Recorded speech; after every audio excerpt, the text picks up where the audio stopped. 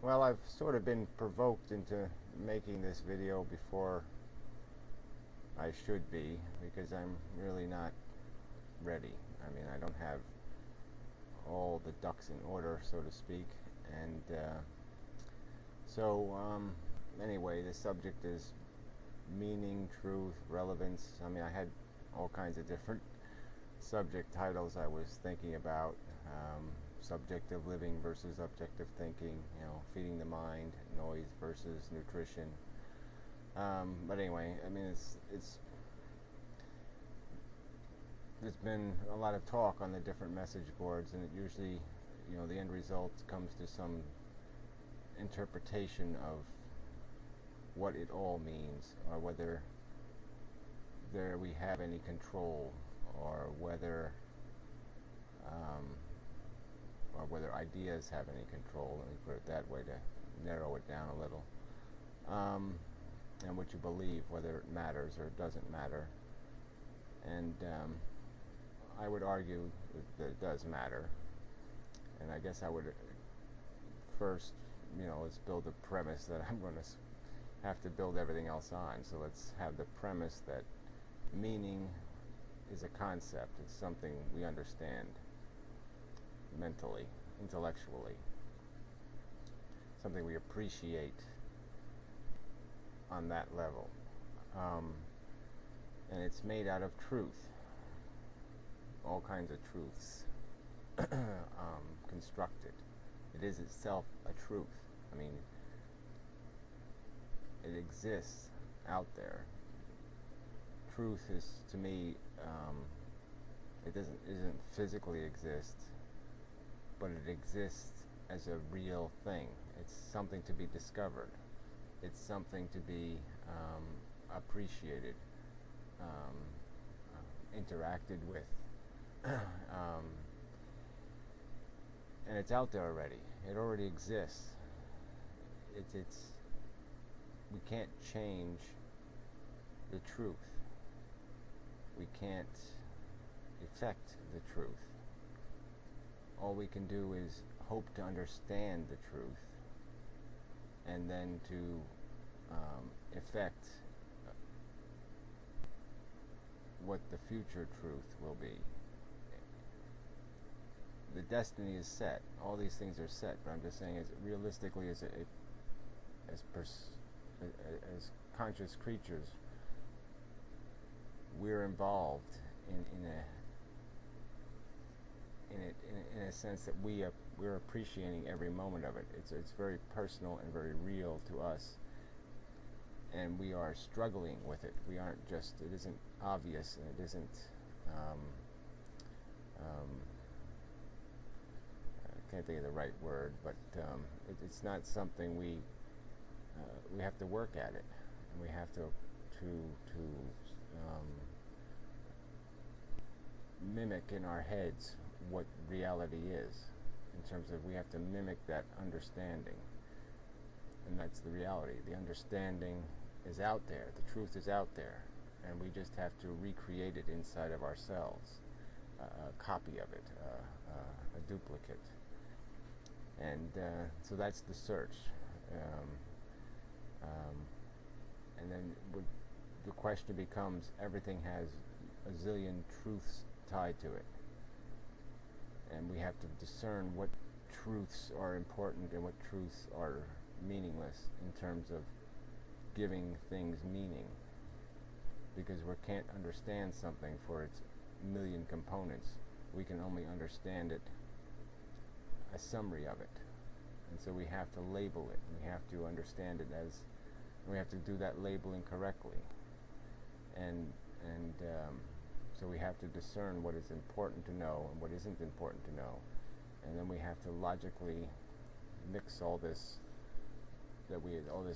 knowledge that we acquire, these pieces of truth, and stir them and manipulate them until a new truth rises out of them, and then we've discovered a new piece of the puzzle.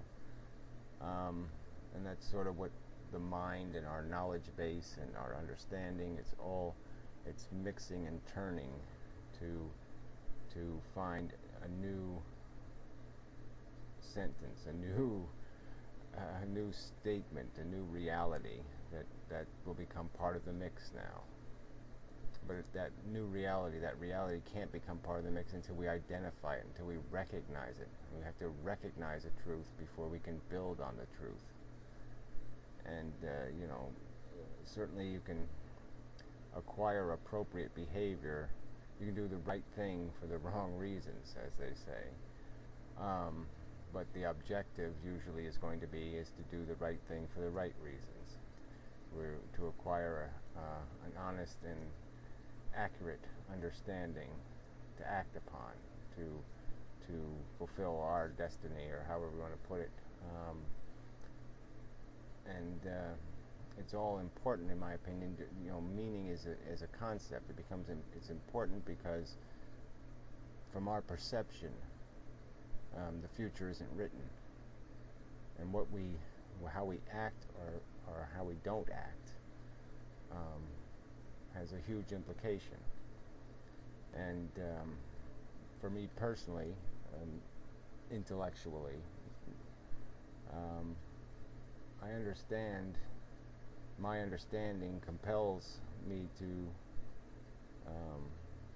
fight with what exists in the minds of man, just because there's in my opinion, we're heading for a brick wall. And if we don't change direction, there's going to be a catastrophe, and intelligence is going to be lost, and wisdom is going to be lost, and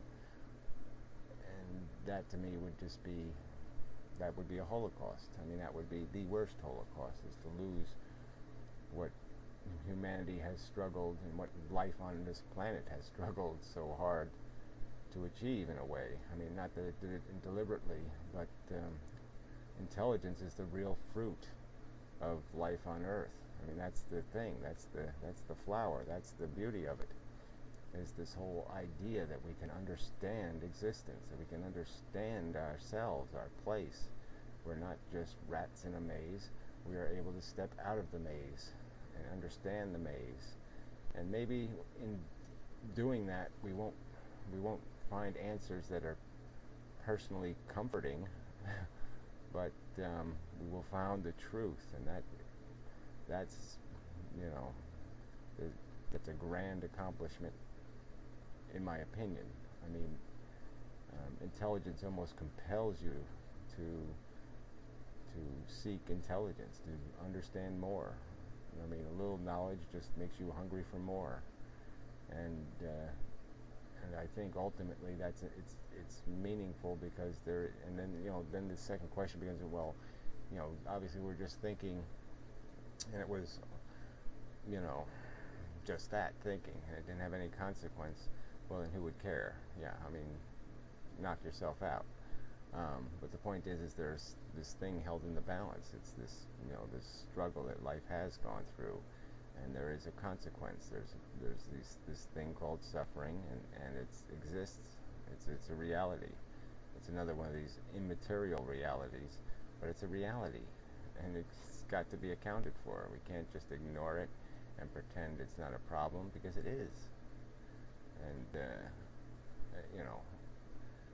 what we do will change the dynamics of this engine, and it'll either create more suffering or it can create less suffering. It'll be, it's under our control, and being at that and having that under our control is a profound responsibility.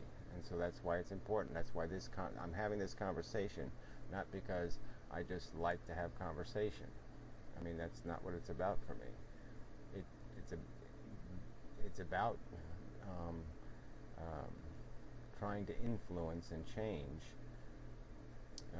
the social dynamic, because if we don't change the attitude, and we don't change the understanding, if we don't get rid of the immaterial truths that people are living by, and the false ones, and replace them with important ones that they can focus on, and change behavior, like I said, I think we're doomed. I don't think we're going to get out of this century alive as a species, as a culture, as an intelligence in the universe.